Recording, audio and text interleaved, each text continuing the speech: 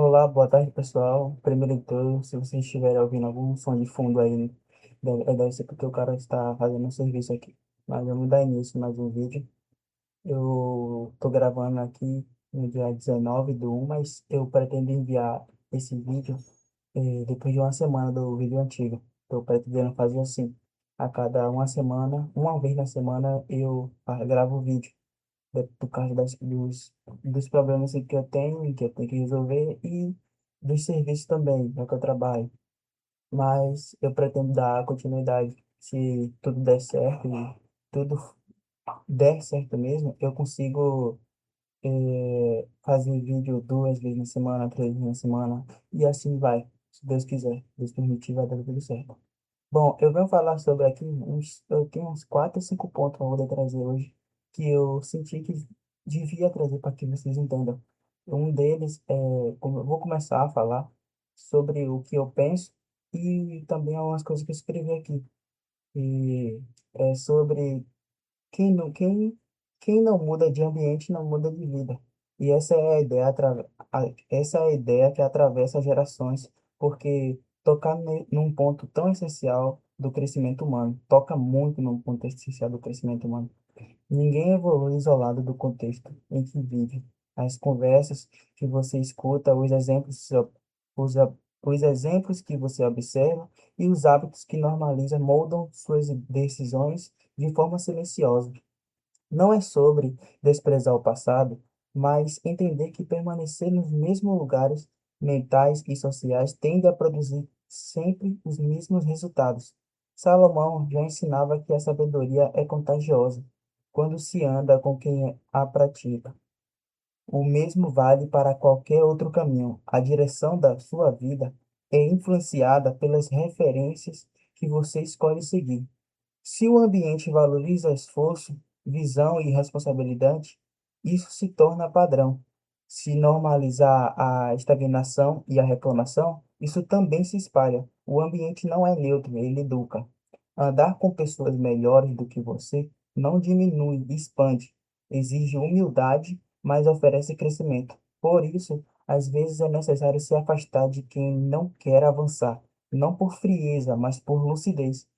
Ter pena de quem escolhe não crescer pode custar o seu próprio futuro. Você está disposto? Essa é a pergunta básica. Você está disposto a mudar de ambiente para se tornar a pessoa que diz querer ser? Esse contexto que eu trouxe é sobre renúncia, é sobre você renunciar a pessoas, renunciar a propósitos em que não fazem bem para sua vida, renunciar a ir para lugares que não te fazem bem, sabe, não te faz estar evoluir. Aí você pensa, eu vou para aquele lugar, vai me trazer o que de bom? Isso não é ego. Você pensar sobre você não é ego. Você pensar, será que vai me trazer algo de bom? Vai me trazer felicidade? Algo para o futuro. Porque se for presente, é perda de tempo. Mas assim, se você não tiver nada para fazer naquele momento em que o amigo te chama para sair. Se você não tiver nada para fazer naquele momento, então vai. Agora, se você tiver coisa mais importante, tipo estudar, ler a Bíblia, ir para a igreja, se você tiver coisas mais importantes, que isso são coisas importantes, então você deve sim renunciar àquilo, assim como renunciar à bebida, cigarro e etc. São coisas que as pessoas sempre ficam presas, que é sexo, é, pornografia que também está incluído no sexo, é, celular, televisão, dormir, tem pessoas que até usam isso também. Enfim, são cinco coisas que te prendem àquilo, entendeu? E outra, dá um exemplo simples. Se você tem uma TV em casa, mas você quer parar de TV, porque você percebe que aquela TV ela está te atrapalhando. Aí, se você quer parar, você quer parar de assistir TV, porque está te atrapalhando. Aí você bota uma meta, eu não vou assistir TV por uma semana. E aí você dá essa meta. E se depois disso, depois de um tempo, você continuar percebendo que está te atrapalhando, então você para de assistir TV. Você chega em casa e não assiste mais TV. E se depois de um tempo você perceber que aquilo também continua te atrapalhando, você simplesmente vende a TV. Vende a TV. Pô. Esse é o preço que você, esse é a consequência que você está disposto a pagar pelo preço que você tem de um futuro melhor. Se o seu futuro é grandioso, você tem que pagar o preço por isso. que a Bíblia diz: Bendito aquele que entende que cada pedra no caminho carrega um propósito disfarçado. Porque enquanto muitos se ferem tentando empurrá-las para longe, o sábio escolhe recolher cada uma e aprende com o peso que ela traz. A vida não joga desafios à toa. Ela entrega ferramentas em forma de dificuldades. O que diferencia quem cresce de quem desiste é justamente a forma como cada um decide reagir. Tem gente que vê obstáculo, tem gente que vê matéria-prima para se tornar mais forte. É no atrito das pedras que se revela o brilho do diamante. As pedras que te machucaram ontem podem ser as mesmas que hoje te sustentam seu caminho. Cada dor lapida, cada decepção ensina e cada perda te aproxima da sua melhor versão. O processo é bruto, com certeza, e às vezes parece injusto, mas o resultado é precioso. Nenhum diamante nasce pronto. Ele precisa passar pelo fogo, pela pressão, pela transformação, e o mesmo acontece com a alma.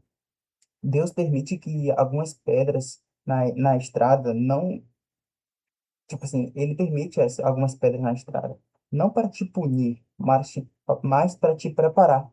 E quem aprende a lapidar o que a vida joga, transforma peso em poder. É aquela frase, até quando tá ruim, tá bom. Então, da próxima vez que uma pedra cruzar o seu caminho, não amaldiçoe o obstáculo. Agradeça pela oportunidade de crescer com ele, porque o que hoje parece um fardo pode ser o diamante que vai mudar tudo amanhã. E você, tem reclamado das pedras ou aprendido a lapidá-las? Você tem reclamado muito das coisas que tem na sua caminhada, os problemas que acontecem, ou tem aprendido a lidar com elas? Que bem, um pensamento tão, os pensamentos que eu tenho, Sara, são tipo assim, eu penso e eu escrevo, eu penso e eu escrevo, e tudo seguia no ritmo, cheio de metas, planos e confiança, até Deus colocar um dedo exatamente no ponto que mais evitamos encarar. Não foi correção, não foi cobrança, foi revelação. Ele queria saber se meu coração estava nele ou nos meus sonhos. A verdade é que, às vezes, buscamos mais promessas do que o próprio autor delas. Oramos para conquistar, mas esquecemos de permanecer. Chamamos de fé, mas no fundo, é só apego ao resultado que queremos ver. E quando Deus faz essa pergunta profunda, Ele não está tentando nos assustar, Ele está nos purificando. Ele está alinhando intenções, tirando o orgulho e expondo dependências escondidas e nos lembrando de que o amor verdadeiro não negocia condições. Porque amar a Deus quando tudo floresce é simples. Difícil é continuar firme quando Ele diz não, quando Ele diz espera ou quando Ele diz quando Ele diz não, quando Ele muda o caminho dele. Mas é justamente aí que nasce a fé madura, quando o coração escolhe confiar mesmo sem receber o que desejava. E no final, esse é o ponto real. Eu o escolho pelo que ele é, não pelo que ele pode me entregar. Porque a pergunta que Deus faz é simples. É, se Deus não te der o que, o sonho que você quer, o objetivo que você quer, se ele não te der nada do que você deseja, você ainda será capaz de amá-lo? Então, é a frase que eu acabei de falar. Eu o escolho pelo que ele é, não pelo que ele pode me entregar. Nunca faça nada esperando que alguém te dê algo. Faça porque você quer, faça porque você ama, entendeu? Quando aí vem quando o cansaço bate. Quando o cansaço bate, quando a mente começa a duvidar e o corpo quer desistir, é nesse momento que Deus envia um sinal. Às vezes ele fala por meio de alguém próximo, um amigo, um irmão ou uma simples conversa, e te lembra do propósito de que fez a começar. E em Isaías 6:8 está escrito que não é, não, tipo assim, não é só um versículo, é um chamado. E está escrito que, depois disto, ouvi a voz do Senhor, que dizia: A quem enviarei e a quem há de ir por nós? Então disse eu: Eis-me aqui, envia-me a mim. Essa passagem carrega um peso enorme.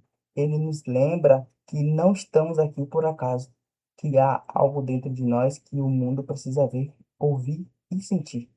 Mesmo quando o corpo pede descanso e a mente quer fugir, não há uma força divina que nos empurra para frente, uma missão que nos lembra. Não é hora de parar. No caso, não que não há, é que há uma força divina que nos empurra para frente, uma missão que nos lembra de que não é hora de parar. Talvez a jornada seja longa, talvez o resultado ainda não tenha chegado, mas Deus não escolhe os prontos, Ele prepara os escolhidos. E se Ele te chamou para algo, é porque Ele sabe que você pode suportar e vencer. Então, respire fundo, levante a cabeça e continue, porque o eis-me aqui de hoje vai ser o eu consegui de amanhã.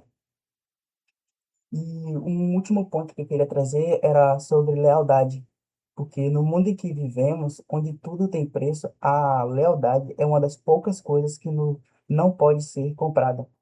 Pode até parecer loucura, mas a verdade é que o que realmente importa, o que realmente tem valor, não está à venda. Não adianta acumular dinheiro, conquistar status ou ter o mundo aos seus pés, se ao seu redor não houver lealdade genuína. As pessoas podem ser atraídas pelo que você tem, mas as que permanecem ao seu lado são pelas razões certas.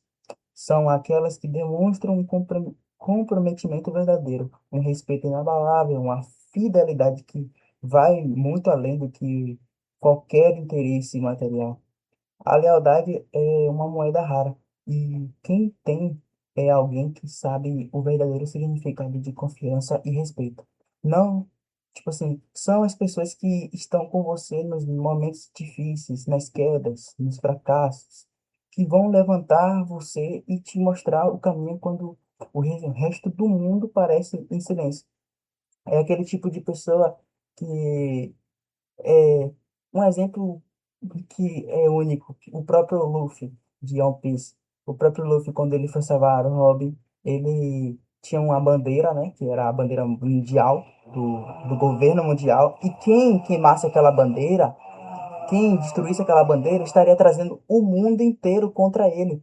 E aí ele foi e perguntou para Robin se ela queria viver, se ela queria voltar para ele. E aí, de tanto ela insistir em falar que não queria, porque ela não queria que o mundo se voltasse contra seus amigos. Ela queria morrer, ela preferia morrer do que isso acontecesse. Só que depois de um tempo, depois de tanto insistir, de Luffy insistir, aí ela foi e falou que queria viver junto aos seus amigos. E foi daí que o Luffy foi pediu para o amigo dele, o companheiro dele, queimar a bandeira. Então, ele queimou a bandeira ali, naquele momento, e ele sabia que se queimasse a bandeira, estaria trazendo o mundo inteiro contra, contra ele. E aí ele disse que se for por um amigo, ele faria isso de tudo, ele faria de tudo, nem que o mundo inteiro se tornasse seu próprio inimigo. Então é daí que vem a lealdade, é que daí que vem aquele querer estar próximo do seu amigo, entende? Então, a lealdade é uma moeda rara. E quem tem é alguém que sabe o verdadeiro significado de confiança e respeito. Foi o que eu falei. São as pessoas que estão com você nos momentos difíceis, nas quedas, nos fracassos, e que vão levantar você e te mostrar o caminho quando o resto do mundo parece em silêncio. Foi o que aconteceu. Não se engane, o dinheiro pode te dar conforto, mas são as pessoas leais que trazem a verdadeira riqueza para a sua vida. Elas não, elas são aquelas que vão garantir que você não se perca pelo caminho, aquelas que têm a coragem de te dizer a verdade, mesmo quando é difícil de ouvir. Portanto, se tem pessoas leais ao seu lado, valorize cada uma delas. Se você tem, existe aquele tipo de pessoa que você pensa agora, aquele tipo de pessoa que está sempre ali, que não quer nada em troca, que só te ama e te considera um verdadeiro irmão ou um amigo, valorize, porque ele está fazendo aquilo ou ela está fazendo aquilo porque se importa com você e tem muito medo de te perder. Então, esse tipo de pessoa, elas são mais valiosas do que qualquer conta bancária recheada, mais valiosas do que qualquer bem material, porque a verdadeira riqueza não está em o que você possui, mas em quem você tem ao seu lado. E eu venho finalizando esse vídeo. E agradeço a Deus por mais um dia de vida. Agradeço a Deus por estar me trazendo para fazer mais um vídeo. Eu amo o que eu faço e por isso eu estou fazendo. Quando Deus diz, na Bíblia tem escrito isso, que é, se tem amor, então Deus tem, então Deus está ali. Se existe amor no que você faz, então Deus está presente, porque Deus é amor, não é? Então, eu amo o que eu faço. E é nesse ponto que você tem que pegar. Ame o que você faz e faça com amor, porque quando você faz com amor, você faz direito, você faz com vontade, você realmente quer fazer aquilo. E, por incrível que pareça, isso é maravilhoso. Bom, eu vou indo. Até a próxima. Tchau.